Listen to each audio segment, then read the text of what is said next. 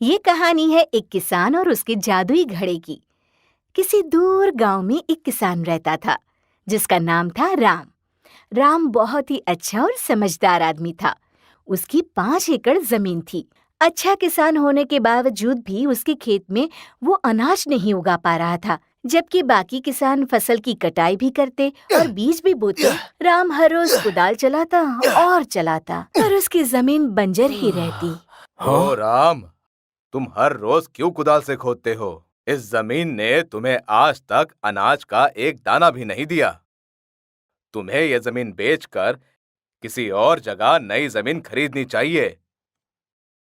मगर भाई, ये जमीन तो मेरे पुरखों की है और वो इसी जमीन पर खेती किया करते थे। मैं जरूर कोई गलती कर रहा हूँ, पर मैं कोशिश करता रहूंगा। मेरी शुभकामनाएं तुम्हारे साथ है भाई। राम किसी भी कीमत पर अपनी जमीन नहीं बेचना चाहता था। उसने कई दिन तक खाना भी नहीं खाया, सिर्फ फल ही खाता था। राम ने हिम्मत नहीं हारी। वो हर रोज कुदाल चलाता रहा। मैं तब तक कुदाल से जमीन खोदता रहूंगा जब तक मेरी जमीन कोई अनाज नहीं उगाती। मैं हर साल बीज बोता हूँ, आखिर ये बीज जाता कहाँ है? राम कुदाल चलाता रहा, चलाता रहा। मैं बहुत थक गया हूँ। राम ने पूरे खेत में कुदाल चलाई। आखिर दोपहर के समय उसने आराम करने की सोची। भूखा होने के कारण राम कुदाल नहीं चला पा रहा था। वो अपना काम रोकने ही वाला था कि उसकी कुदाल जमीन में किसी चीज से टकराई। ये क्या है? ये आवाज तो किसी धातु की लगती है। ओह, कितना बड़ा घड़ा है! बड़ी अजीब बात है। भला कौन ऐसे धातु का घड़ा जमीन के इतने नीचे गाड़ सकता है? ये तो हद ही हो गई। राम को लगा कि उसकी इतनी कड़ी मेहनत बिल्कुल बेकार गई है। उसने अपनी कुदाल घड़े में फेंकी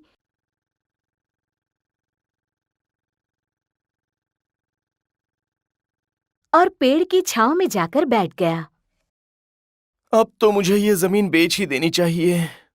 मैं कब तक ऐसे भूखा रहूंगा? ये बंजर जमीन मुझे कभी कुछ नहीं दे सकती। राम पेड़ की छांव में आराम से बैठकर फल खाने लगा। उसे भूख बहुत ज्यादा लगी थी और फल थे बहुत ही कम।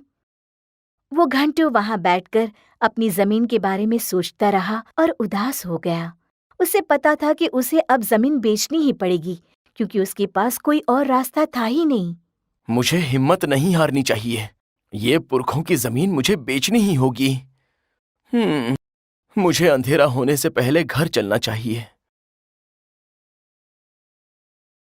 राम अपनी कुदाल लेने जैसे ही घड़े के पास पहुंचा तो वहां का दृश्य देखकर वो हैरान रह गया। ये क्या? ये यहाँ किसने रखा होगा? मैं तो सारा दिन यहीं पर था।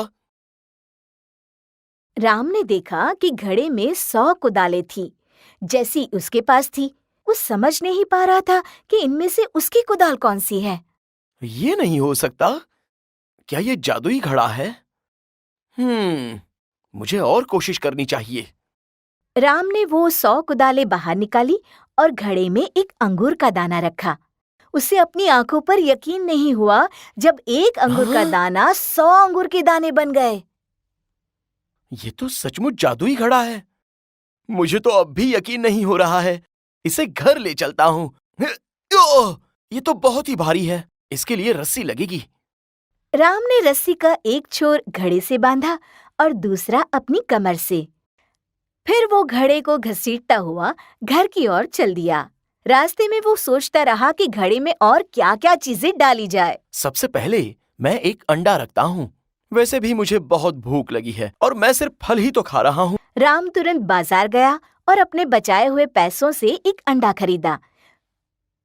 फिर उसने वो अंडा घड़े में रखा और देखते ही देखते घड़ा अंडों से भर गया। आहा! राम बहुत खुश हुआ। उसने अपने लिए 2 अंडे पकाए। मैंने आज तक ऐसा स्वाद नहीं चखा। पर मैं इन बाकी बचे अंडों का क्या करूंगा? ओह! मैं ये अंडे बेचकर पैसे कमा सकता हूँ। तब राम को समझ आया कि ये घड़ा उसे खाना ही नहीं बल्कि पैसे कमाने में भी मदद कर सकता है। राम ने घड़े में कई प्रकार की वस्तुएं डाली, जब उसे कपड़े की जरूरत पड़ती थी तो वो एक छोटा कपड़े का टुकड़ा घड़े में डालता। तुरंत घड़ा उसे 15 लोगों के लिए कपड़ा दे देता। अगर उसे कमीज की जरूरत पड़ती तो घड़े में एक कमीज रखता और घड़ा उसे 100 कमीज देता। इस तरह राम अनाज, फल और मसाले घड़े में डालता रहा और घड़ा भी उसे बहुत सारी चीजें वापस देता। गांव वाले राम की इस तरक्की से हैरान हो गए, पर किसी को भी सच्चाई का पता नहीं चला। राम हमेशा अपना घड़ा घर के एक कोने में कपड़े से ढककर छुपा के रखता था। एक दिन राम ने घड़े की परीक्षा लेनी चाहिए। उसने घड़े में एक मुर्गी रखी, ये देखने के लिए कि क्या होता है। अचानक घड़े से 100 मुर्गियां पंख फड़फड़ाते बाहर आने लगी। राम का घर मुर्गियों से भर गया, हर तरफ मुर्गियां ही मुर्गियां। ओह, मैंने एक मरी हुई मछली डाली होती तो अच्छा होता। ओह, अब मैं इतनी सारी मुर्गियां कैसे पकड़ूंगा? राम ने मुर्गियों को पकड़ना चाहा, पर नाकाम रहा।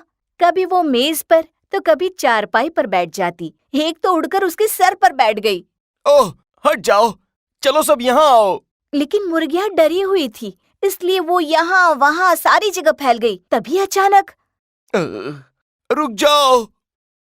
और एक मुर्गी उड़कर घड़े में जाकर बैठ गई और फिर से उसमें से 100 मुर्गियां उड़ उड़कर बाहर आने लगी। मेरा घर तो मुर्गियों का पिंजरा बन गया है, अब मैं क्या करूं? राम ने झट से घड़े को ढक दिया और एक कोने में रख दिया। फिर वो घर से भागा, मुर्गियां भी उसके पीछे भागी। गांव वाले इतनी सारी मुर्गियां राम के घर से बाहर निकलते देखकर हैरान हो गए। हैं? इतनी सारी मुर्गियां? मुझे घड़े को बहुत ही समझदारी से इस्तेमाल करना चाहिए। लेकिन राम को पता नहीं था कि राजा का एक सिपाही उसकी बातें सुन रहा था।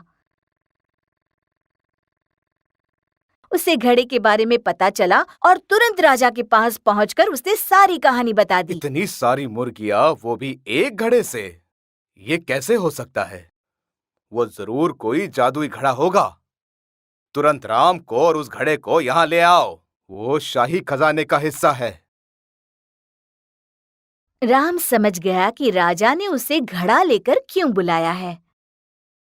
ये राजा तो बहुत ही लालची है, शायद उसे सारा धन खुद के लिए चाहिए।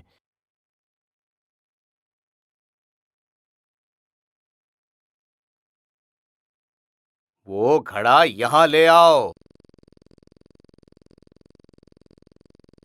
ये तो वाकई काफी बड़ा है। पर ये घड़ा इतनी सारी मुर्गियां कैसे दे सकता है? जरा देखूं तो इसके अंदर क्या है। अरे नहीं, रुकिए। पर बहुत देर हो चुकी थी। जैसे ही राजा ने घड़े के अंदर झांका, वो फिसल गया और घड़े में गिर गया। अब अंदर से 100 राजा घड़े से उछल उछल कर बाहर आने लगे। इससे पहले कि कोई कुछ कह पाता, वो सब आपस में लड़ने लगे। ये मेरी राजगद्दी है, हट जाओ वहां से। नहीं, ये मेरी है, मैं राजा हूँ। नहीं, ये मेरा राज्य है। पूरा राजमहल राजाओं से भर गया। अरे अपने राजा को बचाओ। हाँ, पर इसमें से असली राजा कौन है? सिपाही अपने राजा को नहीं पहचान पाए और राजा एक दूसरे से लड़कर मर गए। पूरा राजमहल शोक में डूब गया, क्योंकि अब राज करने के लिए राजा ही नहीं बचा था। राम को अपनी गलती का एहसास हुआ। वो दौड़कर घड़े के पास गया और उसे जमीन पर पटक दिया। पर अब राम के खेत में फसल लहरा रही थी। उसने खेती बाड़ी शुरू की और खुशी खुशी मेहनत करके जीवन जीने लगा।